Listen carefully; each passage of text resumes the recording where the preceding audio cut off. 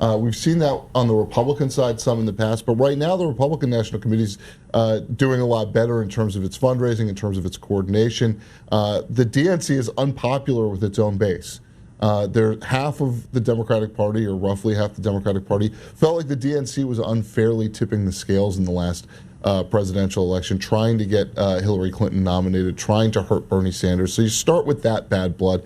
And really, there's just been a clash between these two sides that has resumed. The hostilities that had been put aside at the Democratic Convention in 2016 resumed the minute that Donald Trump was elected. This huge battle for the soul of the Democratic Party between the Clinton-type folks and the Sanders folks. And Tom Perez is in the middle of that, and he's gotten very explicit instructions from President Clinton, as we write in the paperback extension of the original book.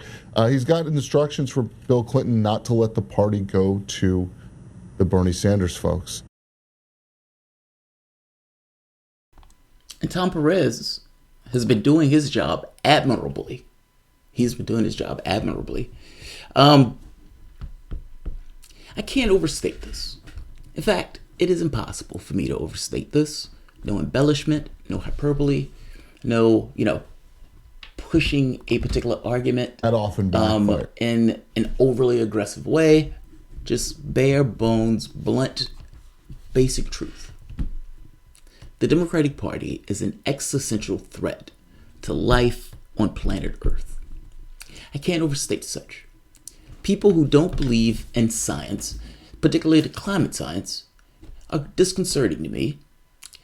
Donald Trump, whatever you want to think of him, is consistent. I don't believe in climate change stuff, ergo, I am going to just continue with whatever I was doing. It's pretty atrocious that you can blow off 90-something% of the world scientists and go with whatever you're going to go with. Fair enough. But at the very least, it's consistent. The ideology is consistent. I don't believe in X, ergo, I'm going to do all of this other stuff. But what about the Democratic Party? Right? What about the Democratic Party? After all, we are breathlessly told that one of the big differences between the Democratic Party and the Republican Party is that we believe in science, we believe in climate change, and even hit Donald Trump on this very point.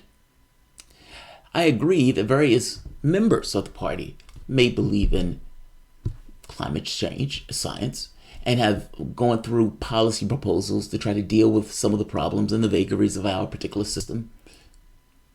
But the party establishment itself seems to have qualms about that particular issue. Belief compels reaction, right? If I believe that that car is going to hit me because I believe that the car has a certain weight and a certain mass and is going at a particular speed, and that my body has bones and skin and everything else, and it can be damaged by the speed as it's transferred to me, and I break and I shatter. I know that. I can foresee that. I believe that fervently. I believe it to my bones. Ergo, when that car is coming, my old ass is gonna to get out of the way. Even if I injure myself doing those acrobatics, that karate to get out the way, it is still far better than being hit by a car. My belief compels a certain reaction. If there's an asteroid that's going to hit the planet, the news media will be watching that asteroid every day. That asteroid moved 1,000 kilometers today. It will hit in 65 days. And they will do story after story after story, day after day after day, lavishing on this asteroid that is going to bomb rush Earth. If the Democratic Party does indeed believe the climate change science, if they do believe what they say, and they are consistent within their philosophical bearing that they are the party that believes in science, and they also believe that the science is saying that it is an existential threat, that you have 12 years, at this point, 10 years to get your house in order. And that's not starting in 10 years. That's 10 years before it reaches a point of, for the most part, no return. And I got to be honest, that's speculation at that. These reports have gotten more and more hair on fire as the years have gone on. And the temperatures have gotten hotter and hotter and hotter, year after year after year after year. So when the Sunrise Movement pressure the Democratic Party and make the point to them that, look, the least you can do is have a debate on an issue that is an existential threat, that is something that can potentially end life on this planet Earth, or at the very least, make our habitable space that much less. It is a weird thing for people who say they believe in science and they believe in, in what climate scientists are saying and all this other stuff, to turn those kids away and vote down that resolution. The first resolution was voted down before it even got out the body. The second resolution, however, got out the body. That resolution would have allowed the candidates to have debates. Not necessarily a party-affiliated debate, but debate one another. Tom Perez came out of the rafters from doing nothing in order to torpedo that particular idea. If an asteroid was about to hit the planet, do you torpedo a debate about the asteroid that's going to hit the planet? Tom Perez doesn't get out of the way of cars. He apparently doesn't believe in them. Welcome to the Soapbox.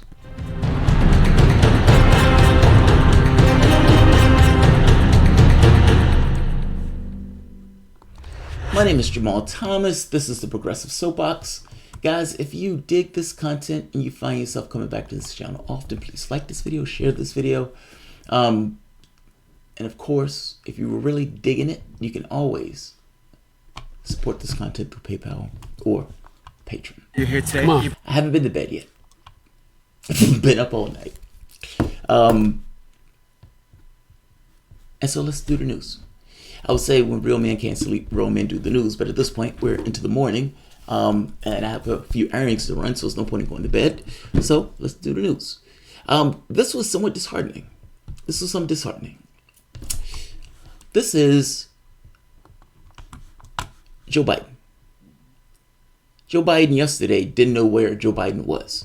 So take anything that Joe Biden says with a grain of salt, because he could very well forget it within a few minutes. But this is Joe Biden, not Photoshop, no nothing else.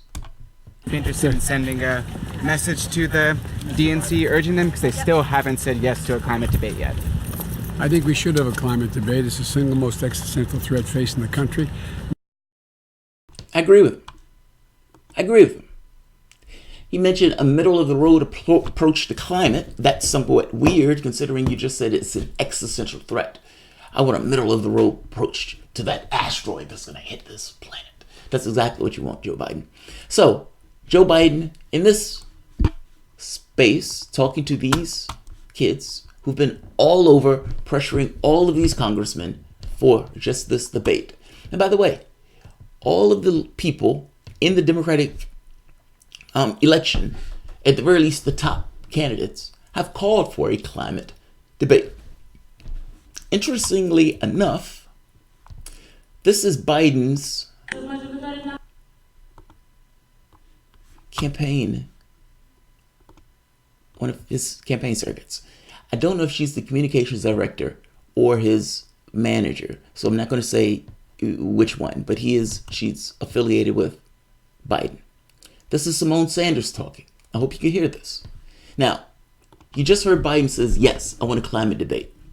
But when it came down to it, and there was the resolution that was up to have that debate where candidates can face each other and talk about their ideas and everything else for what Biden just called an existential threat, his campaign surrogate, Simone Sanders, went to the DNC committee and said the following. I'm more than Donald Trump. But I do think we have to think about the other folks that communicated they wanted a debate, that were told a debate is 2 or more people, and so you may not have a debate, but you can in fact have a forum. And we support forums, but I think this is dangerous territory in the middle of a Democratic primary process. And if we do, I absolutely support Christine's point about perhaps we should chop up our platform and our debates should be theme focused. But frankly, that is a conversation we should have had last summer. That's not a feasible conversation to have this summer, as we are nearly 1/3 of the way through a Democratic primary process. And the last point that I'll make is, contrary to popular belief, because the party engages in a contract, if you will, The networks helping to administer these debates, they have control, essentially, at the end of the day over the debates. And so when, from NBC to CNN, where CNN didn't say, when CNN said we're not doing the raise your hand thing anymore, that's not because the DNC told CNN what to do and they capitulated. The DNC probably made their thoughts and feelings known, and so did a number of other candidates and their folks, but at the end of the day, the networks can decide to do what they would like. And so That's Simone Sanders. Believe it or not, she used to be with Bernie Sanders. Now, she's an African-American woman. There's no relation between the two. But she jumped over to Biden's side and started working for Joe Biden, making one excuse after the next, shaming herself to work for Biden. It's sad, but cash can make people do all sorts of things. And it's not just the cash, by the way. If Biden wins, she's probably going to get a sweet position within the administration itself. Meaning, the goal in this is not necessarily her being paid by cash. It's also this notion of getting a head advancement. She is making an argument saying, we can't have this climate debate. Now, mind you, they can do whatever they want. They have a committee right there that is trying to make the decision on what they're going to do. They have all the power in the world to change their particular format. They can add a debate. They can change a debate. And, it's their choice. It's their choice. They have all the power in this process. It's their choice. She said, so a few things. Forums, nobody watches. The point is to have the candidates to talk and engage with one another. Debates are watched. Forums are not. Dangerous territory, I have no idea what that means. It may be dangerous territory for Joe Biden because Joe Biden at this point doesn't even know where he is. But for my candidate, Sanders, and for the other candidates that are saying, yes, this is something we definitely want to have, it's not dangerous territory. I have no idea what that means. I have zero idea what that means. And there's one point that I think she was making too, and maybe this is what the dangerous territory comes in. If you have a debate on climate, then you also need to have a debate on guns, or black issues, or gay issues, or opioid addiction, or a litany of other issues. Meaning the moment that you have one, it's a sliding slope into others. And maybe that's where she's going with the dangerous territory thing.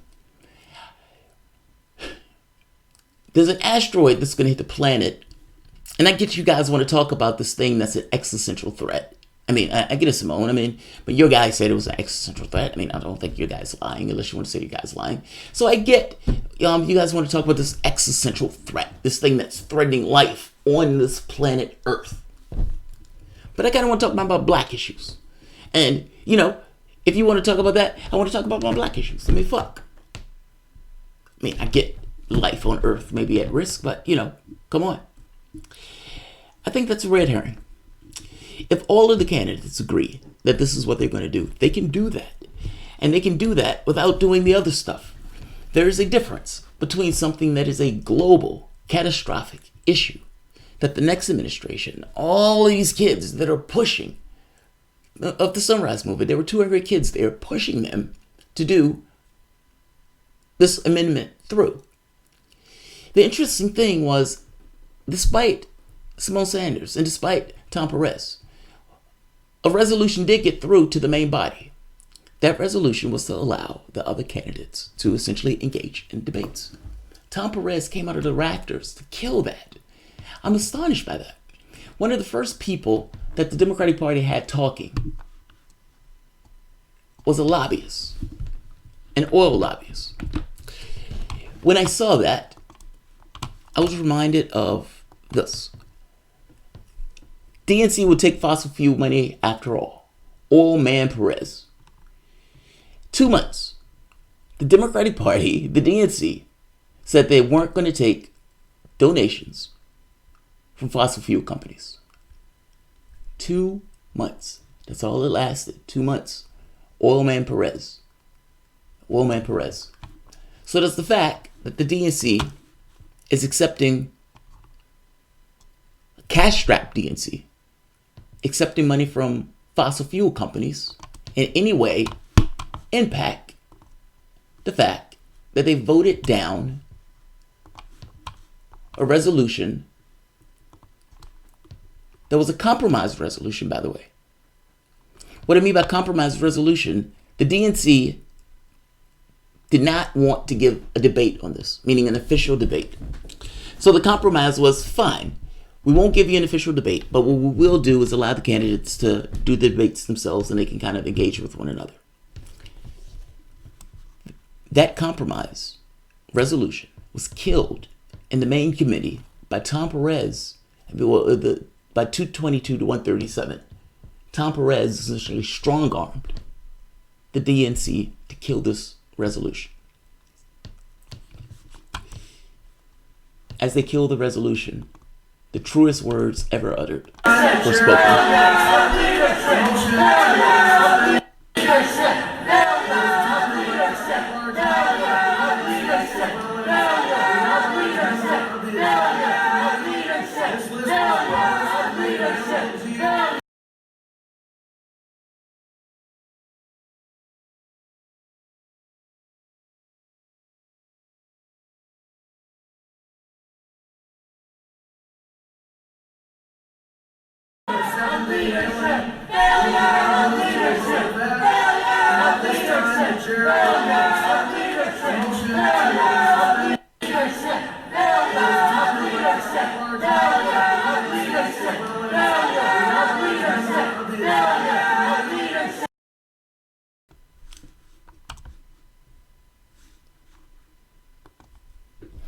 Basic point.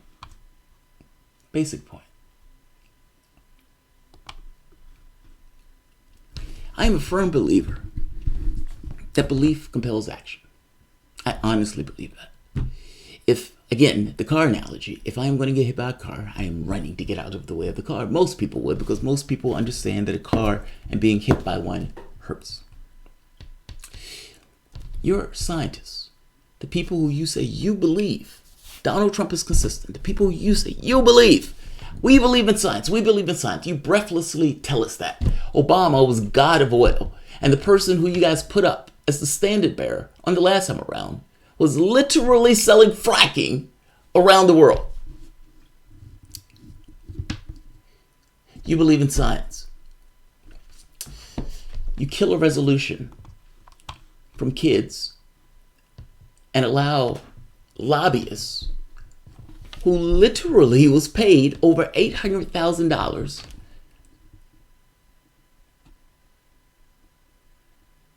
to successfully lobby for a coal bailout in Ohio by Utility First Energy. You allowed that person to get up there and talk at a convention at the party itself. I mean, this is kind of the point that people make when they say, it doesn't seem that you get it.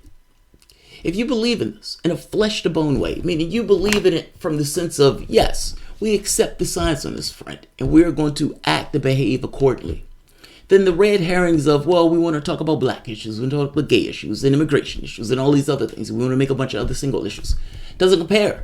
None of that stuff compares. I agree that economic issues should be the forefront in regards to pushing for policy. But this has to be a part of it. And any belief in climate has to accept that. I mean, you can't say, I believe in climate change. I believe that this is an existential threat. I believe that it has the potential to devastate life on this planet, that the way we're living on this planet is devastating life on planet Earth. However, I don't want to change the rules in regards to having a debate on this particular issue that is supposed to potentially destroy life on Earth. It doesn't really make sense. It is no way that the Democratic Party believes in science in a real way. If you're going to put a knife in these type of debates, I get it's a change in rules. I don't particularly care. The rules can be changed. You have the power to do just that. It doesn't have to be a slippery slope if you don't allow it to be a slippery slope. None of these arguments make much sense to me. The argument that does make sense is this. Is that. It's called being compromised. A cash-strapped DNC that's compromised. That's what that's called. That's what that's called. Failure of leadership, indeed. Failure of leadership, indeed. I'm not going to keep this long. I mean, look, the Sunrise Movement has been busting their ass going after these leaders. And check this part out, because this is important. More than 20 rallies and sit-ins in Democratic Party offices in support of the proposal in recent weeks. It garnered the endorsement of 24 state party chairs, 100 voting members, and the backing of dozens of city and county Democrat parties. 64% of Democratic voters support it, and the coalition of groups supporting the resolution collected over 540,000 signatures. Are you really going to throw away this issue? Are you really going to throw away this issue? I'm not going to go so far as to say they're trying to protect Biden. Simone Sanders is, yes. Would I put it past Tom Perez? No, I wouldn't. I mean, after all, Bill Clinton told him to protect and not let the party go to Sanders. And it's very possible that he is doing just that with this climate debate, knowing that Biden does not have any particular good answers on this particular front. And that in a debate like this, particularly on the left, he will get crushed. He will get crushed. Nobody watches the forums. People do watch the debates. If you believe in science, honestly, it's that simple. If you believe in climate science, and look, there's some people who say, look, I don't believe in this stuff. Fair enough. My point is not so much on whether or not it's true or false. It's more so whether you believe in it or not. That's something different. It's impossible to know as a flat fact if it's true. You know, most things are ones and zeros, not ones and zeros. But I'm more so talking about the party itself and the orientation of the party and where the party is on this front. And I don't think you can have it both ways.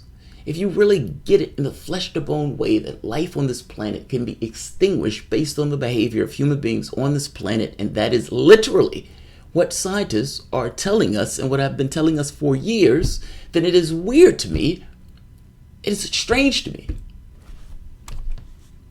to turn down a debate on it.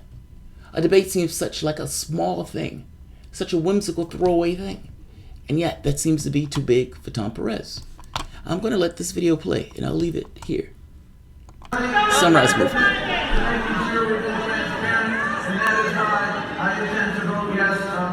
Failure of leadership! Failure of leadership! Failure of leadership! Failure of leadership! Failure of leadership! Failure of leadership! Failure of leadership! Failure of leadership! Failure of leadership! Failure of leadership! Failure of leadership! Question is, how much do they mean it? How much do you mean it? Are you willing to withhold votes from people who are not going to toe the agenda that you're pushing for? That is the only way you're going to get them to respond to you. Shout out to them. They did amazing work. They did amazing work. I mean, to even get to the point of having the resolution itself, they fought like hell to get that resolution through. And all of this blame at this point lies squarely on Tom Perez, Simone Sanders, and everybody else that fought against literally debating what amounts to an existential threat. Like, I'm astonished by that they can say two things and talking out both sides of their mouth. I don't want to have a debate on an existential threat because it's a slippery slope and people may want to talk about, black issues and gay issues and immigration issues. None of those issues being existential threats. All of those issues being localized to the United States as opposed to existential threat for all of life on planet Earth. But yeah, they believe in science. They believe in science.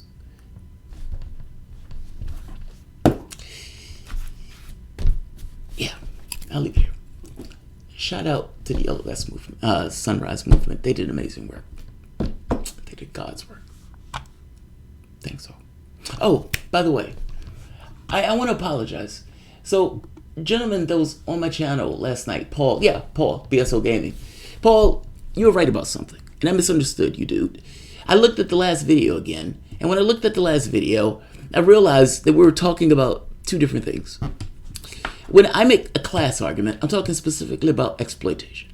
I'm talking about having two people up, neither person being biased or anything like that.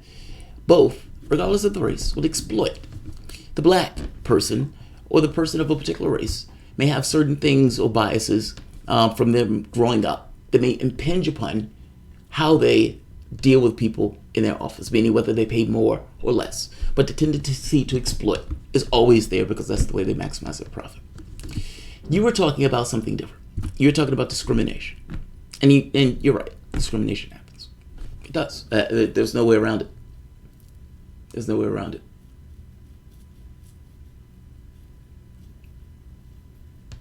Yeah. Yeah. I looked at the video and I was like, yeah, we're talking about different things. And I was being extremely insistent in making my case. And I was being slightly a bit of a dick. I'm sorry. My apologies. You have chat trolls. Do I? Let's see. Who are my chat trolls? Jink and TYT were sheep shaming us into voting. Well, that's true. They will. That part's true. Green Party has never won presidency. That is also true. Green Party at this point have a hard time collecting dues. Nick Rules, sup, my brother, love the work. Oh, thanks, man. You're not Green Party, that's just your excuse. Okay. Have people fighting. Don't fight. Talk is talk, no action. He works with these people.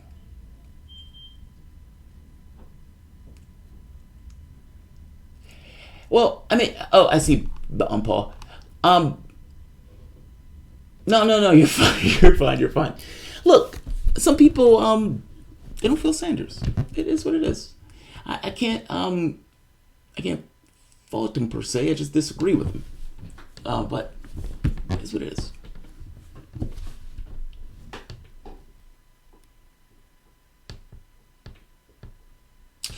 Yeah, Paul. Yeah, that's a fair point. I tend to, when issues of race come up, that's when I talk about it. Like, it's one of those things of, like, I'm stuck with this thing of how do you get people together? Because ultimately, how you get people together is the thing that that wins. You need a coalition. You need a ruling, coalition. The Democratic Party has been doing this on the basis of race, and it's divisive. I mean, it's every bit as much as divisive as the way Trump goes about his elections, and it keeps a division between the two sides. Like, you have, it's almost like two football teams, Democratic Party, Republican Party. Most blacks I know just goes into the thing and just hits a D. Don't really matter who the Democrat is, they just hit D. Now, understand what that does, though. It means, for the most part, that none of your issues are going to be attended to because, for the most part, they're going to take you for granted. If you are voting 90% for a particular block, they're taking you for granted. Now, I'm not saying vote Republican. Fuck no. But I am saying that the vote should be tethered to something, not necessarily just the party itself, even if that means that the party loses. Now, when I say that, I'm more so talking about issues of economics.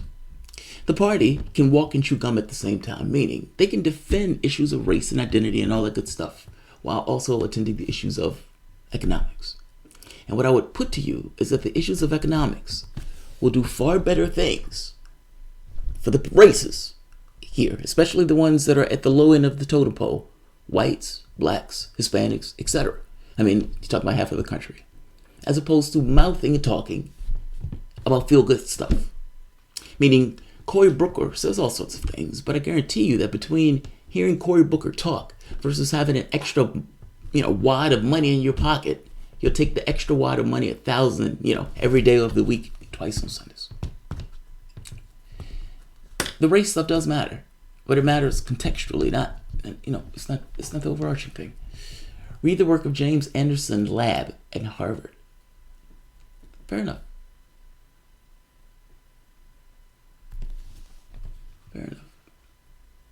All right, I'm going to end this because this one is gone longer than I expected. Yeah, Paul. Yeah, it's funny. I watched them and I was like, "Oh God, you're being a dick." I watched Garland Nixon argue one day. Like, he was showing me his videos on Fox, and he was eating the people alive, but he did it with a smile. Like at the end of it, you're like, oh God, he's a great guy. Even though he put a knife in the person he was talking to. I don't argue that way. I argue this notion of winning. I want to win. The goal of it to win. And if I think I'm right, definitely, doubly so. In our case, I wasn't listening to you though. You were hitting on something that was real. I mean, discrimination is a real thing. Of course there are going to be people out there who are sexist and racist and bigoted and everything else. And in the context of that, there are going to be some of those people who, even if they're not overtly so, may still have certain things just because our culture puts shit in us. Where they may do that in almost an unconscious way. All of that is true. I am making more of an argument towards exploitation, though. Not necessarily that the other thing doesn't happen. The other thing does happen, clearly. It's just probability sense. But all things being equal, in a sense of exploitation, that's a class thing. I mean, that's across the board. I don't think that race stops a person from exploiting, especially at the point where they see themselves of a particular class. I'm telling you, man, you will be shocked to shit. I've met blacks that would parrot stuff that would come out of the mouth of pretty much any Trump supporter that you find. Fucking shocked the shit out of me. Glad to see you doing more work with Garland. Yeah, Garland is awesome, man. He's cool people. Yeah, Perez was chosen about 2 years ago. Yeah, Garland is cool people, man. It's funny. We were talking about like Fox and stuff. He's a likable guy. Like if you notice, like when he's like in his debates, in his talking, like he works with Lee like every day. Lee's a right winger, and I find myself bumping heads with Lee, and it's not like bumping heads in this kind of just milquetoast way. It's bumping heads in a way of, I'm going to prove you're wrong because I think you're wrong. You know, and don't misunderstand me. It's not like where I can't say, oh yeah, I'm wrong in this argument and pull myself back. Nor is it like, oh, I can't see his point, if that makes sense. Like I can do all that. I could say, okay, yeah, he has a point in this case, he has a point in that case. But in cases where I think I am right and I think the person's wrong, I press my case. I can be energetic in pressing that case. And sometimes that energetic in pressing that case goes into trying to put a knife in the person to make it extraordinarily clear that I am right. My wife often say you would rather lose a friend than a fight. And that is absolutely entirely true. Garland doesn't do it that way. I was enamored by that. Like he was arguing and I was like, wow, you did a great job in that. And he says, yeah. He says, they thought I was likable, so they kept me around. He was. He really was. He really was. I'll say this, my heart was crushed when he endorsed Hillary, yeah. And after that, they smeared him, yeah. Let's be real, we want change now. Bernie is the only option. That I agree with. I mean, look, there are plenty of people on my channel, Paul, that don't agree with that. They're not trolls. They just disagree with you. I'm gonna have people disagree with me all day. I can't label people trolls just because they disagree with me. And look, they fervently believe in as much as you do. I think they're wrong. I think they're extremely wrong. I think they're out of touch with objective reality, personally. But they would probably say the same thing about me. I would say that this is the space that's opened up by Sanders. I made that argument on more than one occasion. I, make that argument any day of the week. I think I can hold that argument. But, it's what it is. My hope, at least the first step, is to get Sanders out the fucking primary. And all of these people who you're calling trolls will then have the dilemma of Trump or Sanders. I'll take that pressure because there's going to be a percentage of them that say, okay, fuck, I'll vote with Sanders. So it's what it is. Let them bitch, let them complain, let them do their due. It's all right. It's okay. They can feel the way they feel. And by the way, I got to be honest. I felt some kind of way when Sanders supported Hillary. It hurt me to my heart too. I was like, oh, fuck. It hurt me, man. It hurt me. It hurt me to my fucking heart.